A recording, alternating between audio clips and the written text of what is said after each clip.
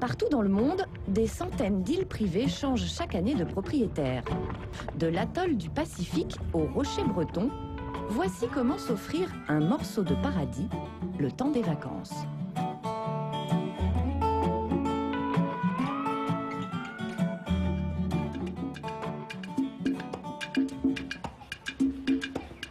Sur le marché des îles privées, seuls les initiés savent flairer les bons plans.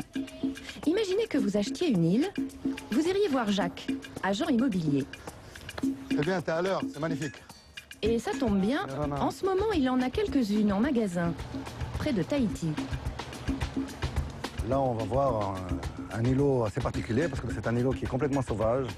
Personne n'y habite dessus, ou je crois que personne n'a habité dessus. Bon, je m'avance un peu, mais c'est très sauvage. À 100 mètres seulement de la côte de Tahiti, C'est beau, c'est long. une île vraiment déserte, digne du Nouveau Monde, où l'on débarque en conquérant. Je me sens comme Christophe Colomb. On est arrivé. Prix de cette merveille, 3 millions d'euros. Et c'est plutôt une bonne affaire. N'importe quel terrain en bord de mer, c'est minimum 120 € le mètre carré, et ça monte jusqu'à 500 € le mètre carré. Et là, ça fait combien le mètre carré? Donc, ça fait moins que 100 € le mètre carré. Donc à la fin, c'est pas trop cher. Donc on se paye en fait de compte un îlot à 100 mètres du littoral, puis on est en ville. L'aéroport international, les cinémas, les magasins, le shopping. On a vraiment tout. Je ne vais pas exagérer, mais c'est comme habiter à Paris dans un îlot au milieu de la Seine, quoi, en gros. Hein?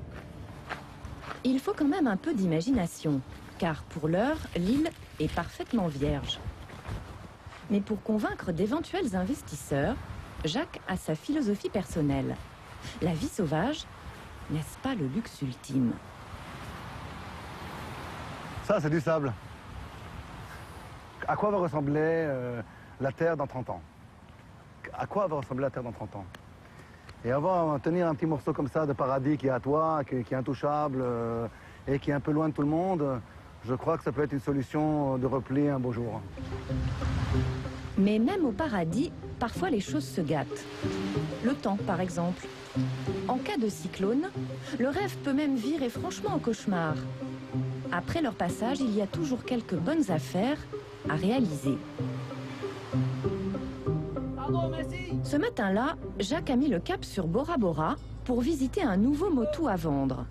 Il y a 3 mois, le cyclone Oli a ravagé la Polynésie. Ça passe, t'es un bon navigateur, toi. C'était le cyclone de trop. Le propriétaire a appelé Jacques pour mettre son île en vente. Comment vas-tu, Stan? Ça va, Ça a l'air en forme. en forme. Ça a l'air en forme. Stan vit ici depuis 16 ans. Ce côté-là, par exemple. Des cyclones, il en a vu d'autres. Mais cette fois, son motu a été durement touché. Alors, le motu se composait de 3 bungalows. 1, 2, 3. Et voilà les dégâts les plus spectaculaires, c'est là. C'était ma maison. Ah, elle a bien ramassé, hein? Hein? Elle a bien ramassé, la maison, hein? Bah oui, elle a tout ramassé. Vous savez, un cyclone, c'est une très bonne expérience dans la vie parce que ça vous nettoie complètement. Vous restez nu. Et ça, c'est une très bonne expérience. On se retrouve, on est tout neuf.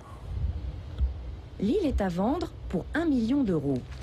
Mais Stan doit d'abord tout reconstruire, à ses frais. En Polynésie, les assureurs n'indemnisent pas les dégâts des cyclones. Sur une île, on perd souvent plus d'argent qu'on en gagne. C'est pas une affaire, c'est un mode de vie. Quelqu'un qui veut faire une affaire, je dirais clairement, n'achetez pas sur le motu. Mais quelqu'un qui veut vivre cette vie-là, je dirais achetez. Installez-vous sur un motu. Toujours un plaisir de te voir. Jacques, lui, ne se fait pas de soucis. Reviens après le prochain cyclone. La prochaine fois chez le notaire.